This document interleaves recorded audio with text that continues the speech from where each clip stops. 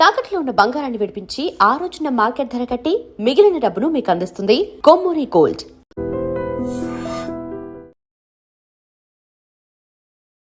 Hello everyone, మీరు చూస్తుంది ఐడ్రీమ్. నేను మీ కీర్తి. వికారాబాద్లో కానిస్టేబుల్ దివ్య సూసైడ్ చేసుకున్న కేసు వెలుగులోకి వచ్చింది. ఎస్ఐ వేధింపుల కారణంగానే ఆత్మహత్య చేసుకున్నట్టు పలు వర్గాలు వివరిస్తున్నాయి. అయితే తండ్రి లేక కష్టాల కడలిలో మునిగి తేలుతూ నేను ఈ సూసైడ్ చేసుకుంటున్నాను, దీనికి గల కారణం ఆర్ రీజన్ ఎవరు లేరు అని తన ఒక సూసైడ్ నోట్ కూడా రాసినట్టుగా తెలుస్తుంది. మరి ఇందులో నిజమెంత, వాస్తవాల గురించి మాట్లాడడానికి, అసలు ఏం జరిగిందో మనని ఒక ఫిజికల్ డ్రైవ్ చేయడానికి మనతో పాటు family counsellor and life coach Rajani Ramma గారు ఉన్నారు. నమస్తే అమ్మా. నమస్తే. రకరకాల కేసులు మనం వింటూ ఉంటాము. అంటే రక్షక భటులు అంటాం కదా మనం. మన రక్షణ కోసం వాళ్ళ దగ్గరికి వెళ్తూ ఉంటే వాళ్లే కారణమై లేదా వాళ్ళకే రక్ష కావాల్సిన పరిస్థితి మన సమాజంలో ఏర్పడుతుంది. కోర్స్ ఇలాంటి కేసులు ఇప్పుడే చూస్తున్నామా, ఇదివరకు చూడలేదా అంటే చూసాం కోకొల్లలుగానే. మరి ఈ కేసు మీ దాకా వచ్చిందా, మీకు ఎలా అనిపిస్తుంది, ఒకసారి డిస్కస్ చేద్దాము. గతంలో కూడా ఒక పోలీస్ కానిస్టేబుల్ ప్రేమ వివాహం చేసుకుంది అని చెప్పి తమ్ముడు అన్నయ్య దారి కాచి హత్య చేసేసాడు. అట్లానే ఒక ఎస్ఐ కూడా సూసైడ్ చేసుకున్నాడు, మేల్ పర్సన్. అంటే వీళ్ళకి మీరు అన్నట్టు రక్షక భటులు అయి ఉండి స్ట్రాంగ్ మైండ్తో ఉండే డిపార్ట్మెంట్లో పనిచేస్తూ ఫిజికల్గా కానీ మెంటల్గా కానీ వెరీ స్ట్రాంగ్ ఉండాలి వాళ్ళు. ఉంటూ ఈ పర్సనల్ లైఫ్కి వచ్చేటప్పటికి ఇంత మైండ్ ఎందుకు ఇంత వీక్ చేసుకుంటున్నారో అర్థం కావట్లేదు. అంటే ఇక్కడ ఏమవుతుందంటే అది డ్యూటీ, ఇది నా పర్సనల్ లైఫ్ కదా అని వాళ్ళు అలా తీసుకుంటున్నారా అని నాకు డౌట్ వస్తుంది.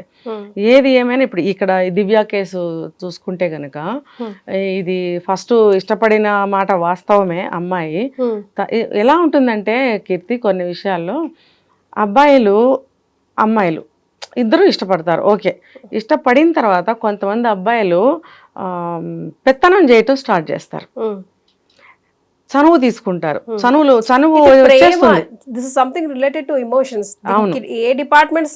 సంబంధం లేదు. అయితే ఇక్కడ ఇలా ఈ కేసుల్లో ఎలా జరుగుతుందంటే అధికమైనటువంటి చనువు తీసేసుకుంటారు, తర్వాత ఫిజికల్గా చాలా దగ్గర అవుతూ ఉంటారు, దానివల్ల ఎక్కువ చనువు తీసుకుంటారు. మేము ఫిజికల్గా ఒకటి అయిపోయాం కదా మేము అని చెప్పి ఎక్కువ ఏమంటారు ఎక్కువ పెత్తనం చేస్తుంటారు.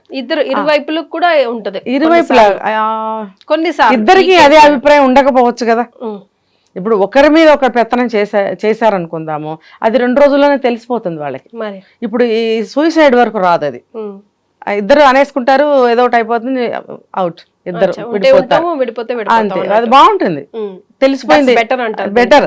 ఎందుకంటే నేచర్స్ అర్థమైపోయినాయి. ఒకళ్ళ మీద ఒకళ్ళు పెత్తనం చేసుకుంటున్నారంటే నేను మొగుడుగా నేను ఒక చెయ్యి పైన ఉండాలనుకుంటాను, తనేంటి నా మీద డామినేట్ చేస్తుంది చత్తి అనుకుంటాడు ఈ అబ్బాయి. ఆ అమ్మాయి అనుకుంటుంది ఎప్పుడు పెళ్ళాం మాట వినాలి కదా, రేపొద్దున పెళ్ళైతే అసలు ఇప్పుడే వినటం లేదు, అప్పుడు ఎలా వింటాడు, వీడు నాకొద్దు, ఇలా అభిప్రాయాల్లో ఉంటూ ఉంటారు. ఇక్కడ మనకు జరిగింది ఏంటంటే కొన్ని కేసులు నేను చూసిన మీదట చెప్తున్నా, ఈ అబ్బాయి మాత్రమే ఆ అమ్మాయి మీద పెత్తనం చేయడము, కొంచెము ఓవర్ టాక్ చేయడము, చెప్తా దాని గురించి కూడా, అతి చనువు తీసుకోవడము, ఇవి ఫస్ట్ లో కొంచెం బాగానే ఉంటుంది, అది ప్రేమలాగా తీసుకుంటుంది అమ్మాయి. ఇదంతా నా మీద అతి ప్రేమతోటి అంత చనువుగా ఉంటున్నాడు అని తీసుకుంటుంది అమ్మాయి. రోజులు గడిచే కొద్దీ మీరు అన్నట్టు టార్చర్గా తయారవుతుంది. ఇన్ బిట్వీన్ ఏమైనా జరిగి ఉండొచ్చు, షికార్లకు వెళ్ళొచ్చు, మూవీస్కి వెళ్ళొచ్చు, లేకపోతే మనం పెళ్లి చేసుకుందాం అనుకుంటున్నాం కదా, దగ్గర అవుదాము అనే అభిప్రాయాలు వ్యక్తం చేయడం, ఎక్కువగా అబ్బాయి సైడ్ నుంచి ఇలాంటివి వస్తుంటాయి. వచ్చినప్పుడు అమ్మాయికి ఇష్టమైతే ఓకే, లేకపోతే ఏమవుతుందంటే అభిప్రాయాలు మారిపోతాయి, ఎదురు తిరిగే పరిస్థితి వస్తుంది. అమ్మాయిలు కూడా ఎందుకు ఇవ్వాలంటానండి, అందరూ ఇవ్వరు, వీక్ మైండ్ వాళ్ళే ఇస్తారు. ఇప్పుడు మనం కోమలి కేసు నిన్న కాక మొన్న చూసాం. అబ్బాయి వద్దురా మొర్రో, నువ్వు అంటే నాకు ఇష్టం లేదు, నాకు అభిప్రాయం లేదు, నాకు ఇంకొకటి ఉంది అని చెప్తుంటే కూడా రిపీటెడ్గా ఈ అమ్మాయి ఎందుకు ట్రై చేయాలి? ట్రై చేసి అవమానపడి భంగపడి బ్రతకడం ఇష్టం లేక ప్రాణం తీసుకుంది. అందరూ అలా లేరు, వీక్ మైండ్తో కొంతమంది ఉంటారు. ఇక్కడ ఈ అమ్మాయి కూడా వీక్ మైండ్ అని చెప్పుకోవాలి, పోలీస్ డిపార్ట్మెంట్లో ఉన్నా కూడా. ఎందుకంటే ఈ అమ్మాయికి ఫ్యామిలీ స్ట్రెంగ్త్ కొంచెం తక్కువ. అక్క మేబీ మ్యారేజ్ చేసుకుని వెళ్ళిపోయి ఉంటుంది, ఫాదర్ లేరు, మదర్ ఒకటి, మదర్ ఒకటైనప్పుడు మదర్ అంత ఎక్కువ కాన్సన్ట్రేషన్ చేయలేకపోతారు, ఎందుకంటే ఆవిడ ఎడ్యుకేటెడ్ అవ్వచ్చు కాకపోవచ్చు, కూతురు ఉద్యోగం చేస్తుంది కదా అంతా ఆమెనే చూసుకుంటుంది నాకేం తెలియదులే అన్నట్టు కూర్చుంటారు. కూర్చున్నప్పుడు అక్కడ ఏ నిర్ణయం అయినా సరే ఏ భారం అయినా సరే కోర్స్ ఇద్దరే కావచ్చు, తల్లి తను ఇద్దరే కావచ్చు, అయినా కూడా ఇంటికి సంబంధించిన విషయాలు బర్డెన్స్ అనేకం ఉంటాయి. అవన్నీ ఈ అమ్మాయే తలకెత్తుకుని చూస్తూ ఉండొచ్చు. ఇటువంటి పరిస్థితుల్లో ఆ అబ్బాయి చేసుకుందాం అనటం, సరే మన క్యాస్ట్ అబ్బాయే కదా అని ఇంట్లో ఒప్పించడము చేశారు. చేసిన తర్వాత ఏమైందంటే కొంచెం గ్యాప్ వస్తుంది కదా, ఎంగేజ్మెంట్ అవ్వడమో లేకపోతే చేసుకుందాం అనుకోవడమో. ఈ లోపల ఏమవుతుందంటే అబ్బాయి తొందర చేశాడు. సరే నువ్వు మీ క్యాస్టే సేమ్ డిపార్ట్మెంట్ వర్క్ చేస్తున్నారు, పెళ్లి చేసుకుందాం అనుకున్నారు, ఇరువైపులా కూడా ఇష్టం చూపిస్తున్నారు, నువ్వు ఎందుకు తొందర చేస్తున్నావు? ఎందుకు? సంథింగ్ ఫిషీ అనిపిస్తుంది కదా, ఏదో అనిపిస్తుంది. అంటే ఏంటి, ఏదో ఒక పెళ్లి చేసేసుకుంటే ఇక్కడ ఇంకొకటి చెప్తా, ఒకటే డిపార్ట్మెంట్ కాబట్టి మనం ఇద్దరు అండర్స్టాండింగ్ తో వెళ్ళిపోతాం, పెళ్ళైన తర్వాత మన ఇద్దరికి ఏ గొడవలు రావు అని అబ్బాయి అభిప్రాయపడి ఉండొచ్చు. ఈ అమ్మాయి ఇంకా థింకింగ్, ఇతను మాత్రం డిసైడ్. అతను ఈ అమ్మాయిని చేసుకుందామని అతను డిసైడ్ అయ్యాడు, కానీ ఇది నాకు రైట్ చాయిసా కాదని ఈ అమ్మాయి ఇంకా ఆలోచనలో ఉంది. నేను ఇక్కడ సస్పెక్ట్ చేస్తుంది ఏమిటంటే ఈ అబ్బాయికి వేరే ఎఫ్ఐఆర్ ఏమన్నా ఉందా, ఈ అమ్మాయిని ఒకటే డిపార్ట్మెంట్ సర్దుకుపోతుందిలే పెళ్లి చేసుకుని పక్కన పడేస్తే నేను ఇక్కడ నుంచి ఇది ఏదైనా సాగించవచ్చు నా బిజినెస్ అనుకున్నాడా, అనుకుని ఈ అమ్మాయిని తొందర చేస్తున్నాడా పెళ్లికి అనేది డౌట్ వస్తుంది. లేకపోతే సెకండ్ ఏంటంటే చెప్పాను కదా ఇందాక, అతి చనువు తీసుకుని అతిగా మాట్లాడటం, అతిగా పెత్తనం చేయటం అనేది నచ్చదు. దట్టు ఇప్పుడు ఏంటి దివ్య దగ్గర నుంచి ఏమే దివ్య వరకు వచ్చాడు అనుకుందాం, అది ఎవరు సహిస్తారు? పెళ్లి కాకుండానే నువ్వు భార్యతో మాట్లాడినట్టు పెత్తనం తీసుకుని మాట్లాడుతున్నావు. ఇంకొకటి అతను ఏం చెప్తే అది చేయాలంటాడు. ఒక కేసు గురించి నేను చెప్తున్నాను, దీనికి మళ్ళీ లింకప్ చేస్తున్నాను నేను. అంటే అతను ఏం చెప్తే అది చేయాలనుకుంటే అది ఎలా కుదురుతుంది? ఇద్దరు అనుకుని చేయాలి భార్యాభర్తలు. ఏ ఒక్కరిది సరైన నిర్ణయం కాకపోవచ్చు, నువ్వు ఒక రెండు చెప్తావు, నేను ఒక రెండు చెప్తాను, మ్యూచువల్గా ఒకటి నచ్చుతుంది, దాంతో పోవాలి. వయా మీడియా అంటారు దాన్ని, దాంతో పోవాలి. లేదు నాదే జరగాలి ఇద్దరు పట్టుకుని కూర్చుంటే ఏది అవ్వదు, పంతాలు ఇంకా పెరిగిపోతాయి, కోపాలు పెరిగిపోతాయి. అదన్నా జరిగి ఉండాలి ఇక్కడ. ఈ అమ్మాయి సూసైడ్ వరకే వెళ్ళేంత పెద్ద విషయాలు కూడా కాదు, బట్ ఏదో ట్రిగర్ చేసిందేమో, లేదంటే ఏదన్నా తినే బలవంతం చేసి సూసైడ్ లాగా క్రియేట్ చేస్తున్నాడా అని. లేదు అది జరగకపోవచ్చు, ఎందుకంటే ఈమె సిఐ దగ్గర ఉన్నప్పుడు ఫోన్ వచ్చింది, ఈమె లేపలేదు, లేపకపోతే హార్ష్ గా తిట్టాడు. అరే భయ్ నువ్వు ఎందుకు తిడతావు, నీ మనిషి ఏం కాదు, ఆమె ఒక ఎంప్లాయీ జాబ్ చేస్తుంది, జాబ్ చేసే దగ్గర 10 మందితో మాట్లాడవలసి వస్తుంది, నీకెందుకు, నువ్వెవరివి, నువ్వు ఏమవుతావు ఆమెకు, నువ్వు అడగొద్దు. అది ఆ మాట అడిగాడు. అడిగినప్పుడు ఆమె నేను సిఐ దగ్గర ఉన్నాను, వర్క్లో ఉన్నాను, నువ్వు మరి నేను అక్కడ పెద్ద ఆఫీసర్ సిఐ అంటే, సిఐ దగ్గర నేను ఒక కానిస్టేబుల్ని అయ్యుండి ఫోన్ లేపి మాట్లాడమంటావా అని. ఇప్పుడు స్వతంత్ర భావాలున్న అమ్మాయిలు నవేడేస్ కొంచెం గట్టిగానే ఇచ్చింది. ఇచ్చినప్పుడు అతను ఈగో మేలీగో దెబ్బ తిని ఉంటుంది. ఇంకా వాడు దాని మీద చిలువలు పలవలు అల్లి ఏదో ఒకటి రిలేషన్ అంటగట్టి మాట్లాడి ఉంటాడు. ఎందుకు ఊహిస్తున్నారు అని అనుకోవద్దు కీర్తి, ఇలాంటి కేసులు అలాగే జరుగుతున్నాయి చాలా వరకు. నాకు ఏ కారణం లేదు మరి ఎందుకు చనిపోయింది, తల్లి గుర్తు రాలేదా, తన ఉద్యోగం కష్టపడి తెచ్చుకున్న ఉద్యోగం గుర్తు రాలేదా, తన ఫ్యూచర్ గుర్తు రాలేదా? అంటే ఇక్కడ ఎటువంటి మాటలు వచ్చి ఉంటాయి అంటే అట్లా రిలేషన్ అసాసినేట్ చేసే ఆడుంటాడు. ఎందుకంటే నువ్వు తన కూడా అదే డిపార్ట్మెంట్ కాబట్టి, నువ్వు నా దగ్గర కాబట్టి అలా లోకు అయి ఉంటుందేమో ఖచ్చితంగా. అలాంటి మాటలు మాట్లాడటము, ఇద్దరికి వాగ్వివాదాలు అవ్వడము ఇంకా చాలా దూరం వెళ్ళిపోయి ఉంటుంది. వాళ్ళ అక్క చెప్పి బాధపడుతుంది కదా, సో దాంతో ఆ అవమానం భరించలేక ఏవేవో అనేసి ఉంటాడు. ఆ అమ్మాయి సూసైడ్ చేసుకుందేమో అని అనిపిస్తుంది. మేబీ ఆ అమ్మాయి బాధపడింది కూడా ఏంటంటే, నాకే ఒక తండ్రి ఉంటే నా లైఫ్ని నా ఫ్యూచర్ని మా నాన్న డిజైన్ చేసి మంచిగా నాకు ఒక మంచి అబ్బాయిని చూసి పెళ్లి చేసేవాడు కదా, అయినా నాకు అర్థం కావట్లేదు ఇక్కడ ఏం జరిగింది అనేది మనకు అప్రస్తుతం. చనిపోయింది అనేది ఒకటే మనం మాట్లాడుకోవాలి. నువ్వు పెళ్లి కాలేదు, వాగాడు 4 వాగుళ్ళు అనుకుందాం ఫర్ ఎగ్జాంపుల్, అవి నువ్వు లెక్క చేయాల్సిన అవసరం ఏముంది? నువ్వు కంప్లైంట్ చేయొచ్చు కదా, పోలీస్ స్టేషన్ లో నువ్వు కంప్లైంట్ చేయొచ్చు.